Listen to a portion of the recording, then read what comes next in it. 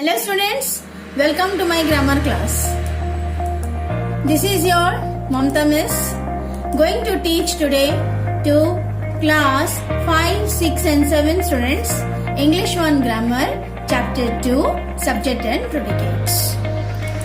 So let us begin the chapter. So sentences. Earlier I have taught you about the sentences. In the chapter 1 I taught you about the sentences. Now sentences has two parts. As I told you in my previous video also, sentences carries two parts, subject and predicate. We have two parts of sentences, subject and predicates. So let us go for this examples. The apples are sweet. We won the match. Children are playing in the park. The chief guest will arrive at 9 o'clock. My father is an engineer. Note the words white in color. Here you can see the white in color words in the above sentences are subjects and the rest all are predicates. So here the white in part all are called subjects and the rest are called predicate part of the sentences. So let us know first of all the first part of the sentence, subjects. What is a subject? A subject is a person, an animal, a thing or a place that we talk about in a sentence. It may consist of one word or a group of words. Subjects tell the listener and the reader whom or what the sentence is about. The subject is the main action or main part of the sentence. So you, my dear students, you know that without subject we cannot call as a sentence. The subject is a main part of the sentence. So now let us see. Look at the following sentences. Birds fly. The grapes are sour. An old man was talking to him.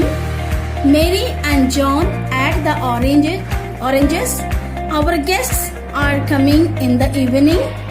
We should work hard. Do you like these pictures? You go away. What a fine day it is. Now you'll be thinking, why there are different colors here, red and blue, isn't it? So note it down here, my dear students. The words in each sentence in red color. You can see these red color words. They are called what? Subjects, and the rest are predicate, means the red color words are subjects here and the blue color is predicate. Let us go for in detail and let me explain you about these sentences. Now see the explanation here. As you can say, a subject is a person or a thing we talk about in a sentence. So, a subject when in a sentence, it comes only in the form of a person or thing. Okay? It may consist of a one word, either noun or pronoun. Earlier also I said you, subject always consists a noun or a pronoun or a group of words. Article plus noun. So, you can see in my examples I told you, article plus noun. So, which is article here? See the grapes. So the is an article, grapes is a noun. So both the words can come together here. Now next is article plus adjective plus noun. So you see in this example, article, adjective, noun. So as I told you, sentences can be in one word or more than one words. So here article, then adjective, then noun. Then next we go here, you can see noun plus noun. Okay, so here where is the noun? Mary and John. Noun plus noun. Okay, then in the next example you see adjective plus noun. Here where is the adjective? We can say here our guests. Okay, so our becomes here adjective and guest is noun. Now you can see. So in most sentences the subjects comes first. In interrogative and exclamatory sentences, as I taught you the kinds of sentences. So in interrogative and exclamatory sentences, the subject comes after the predicate or part of the predicate, as in sentences 7 and 9. So you see in the example 7 and 9. Okay, Do you like these pictures. Then what a fine day it is. Okay, so here you can see in the interrogative and in the exclamatory sentence, subject comes in the middle of the sentence. That means after the predicate. Clear now? Now, in imperative sentences, the subject is generally omitted. For example, in sentence 8, the subject you has been omitted. So you can see in the 8th number example, go away.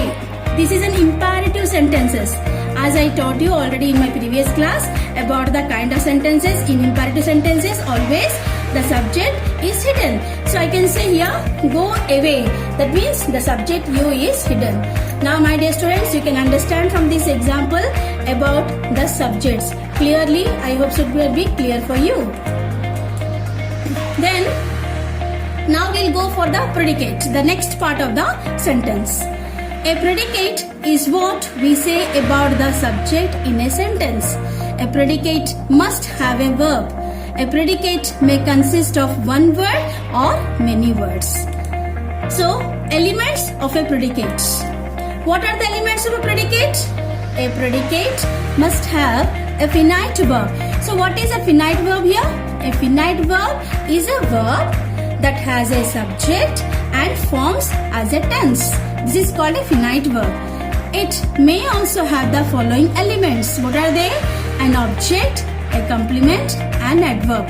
So, in a predicate part, you can see that first verb comes, then the rest of the elements will come. The rest of the elements may be object, complement, or an adverb. So, these are the subject and predicate are the both part of sentences which are very, very important. So, without subject, a sentence is of no use.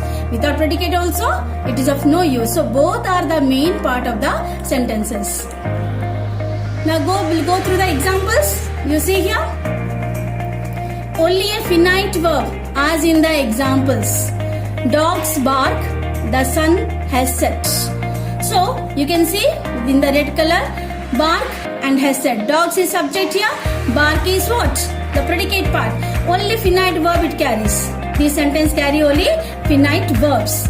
Now, a verb and an object as in the examples.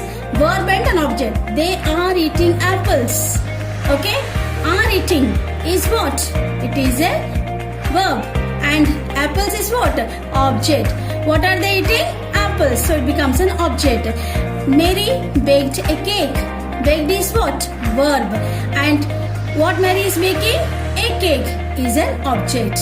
Now, a verb and a complement as in the examples. She is a nurse. So, where is the verb here? Is. A nurse is a complement of the predicate part. The flowers are beautiful. Are is what? A verb. What the flowers are? Beautiful. Giving complement to the flowers as beautiful and forms the predicate part of the sentence. A verb and an adverb as in the examples. He eats slowly. Eats. Verb. How he eats? Slowly. An adverb. She died there. So, died is what here? Verb. And there is what? An adverb. So, you can see, my dear, the examples are very clear in the predicate part. Now, from here also you can understand how to identify the subject and predicate. As I told you, subject and predicate are both important part of the sentence. Without any one of these part, the sentence is of no use at all. So, Paris is the capital of France. Ask the question, what is the capital of France? I told you should ask, if you want to find out a subject, you have to use the words who or what. So, you can ask here, what is the capital of France? You will get the answer, Paris, which is the subject here. Okay, and the rest part is the predicate. Okay, and what if you want to know about Paris? What is Paris? It is the capital of France. This is the predicate part. Then first ask yourself, who is writing a letter? Your question is given, a sentence is there, he is writing a letter. So first ask yourself, who is writing a letter? You will get the answer what? The boy. That means he, isn't it? The pronoun of the boy is he here. It is the subject. Now, what is he doing? What the boy is doing? Now you got the subject. Now how to get the predicate? What is he doing? What the boy is doing? You will tell the answer. He is writing a letter. So subject is he and he is writing a letter. That means the rest part of the sentence is called predicates. Now, look at this sentence. Here comes the rain. Who comes? Sorry, my dear students. Here comes the train. Who comes? The train. Here comes the train is what? The train is subject here. Here comes is the predicate. Okay? Look at the following sentences. Imperative sentences I taught you earlier in my previous class. Imperative sentences, what is hidden? Yes, the subject is hidden. Sit down, go there. So ask yourself, who will sit down? And you will get the answer, you. Because here the speaker is speaking, and when you are telling to a person, another person, that person becomes the second person, you. But here it is hidden. Sit down, go there. We are saying to the second person, you, and it is always hidden. So in this sentence, you is hidden. So you becomes your subject, sit down becomes your predicate. So now my dear students, I hope so you are clear with the subject and predicate that I taught you now here. So students, to get more clarity on this chapter, I just want to show a small video. Just see and learn it. A complete sentence has two parts, subject and predicate. A subject is the naming part and the predicate is the telling part. Let's learn a little more about how a subject and predicate make a complete sentence. The first part is the subject. This is the naming part. The subject tells who or what the sentence is about. Luke played soccer. Who is this sentence about? In this sentence, Luke is the subject because this sentence is all about Luke. The apple is red. Can you guess what the subject is in this sentence?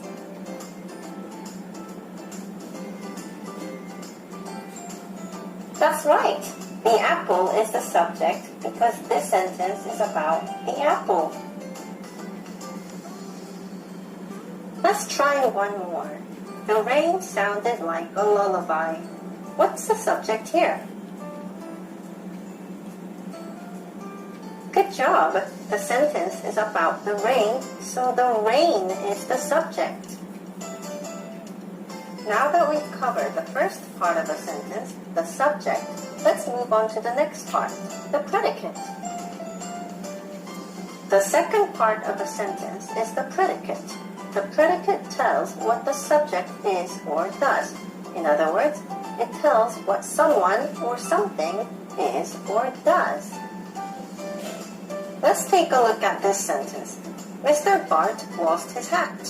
Which part shows what Mr. Bart did? What did he do? He lost his hat. Lost his hat is the predicate of this sentence. Can you guess what the predicate is in the next sentence? A bee buzzed around me.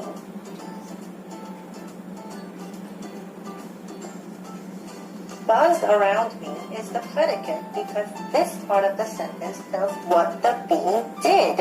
Good job. Let's try one more. The ball rolled down the hill. What's the predicate? Good job. Rolled down the hill is the predicate because it tells what the ball did. Remember, you need both the subject and the predicate to make a complete sentence. If you only have one part, it is not a complete thought. If you have just the subject, for example, the pig, you would have no idea what the pig is or does. Was the pig small and cute? Did the pig jump into the muddy puddle? I don't know. Do you know? Similarly, if you have just the predicate, for example, is deep and cold, you would have no idea who or what is deep and cold. Was the ocean deep and cold? Was the evil witches there deep and cold? Do you see what I'm trying to show you? You need both the subject and the predicate to make a complete sentence. I hope this So my dear students, I hope so you liked the video, isn't it? Did you like the video?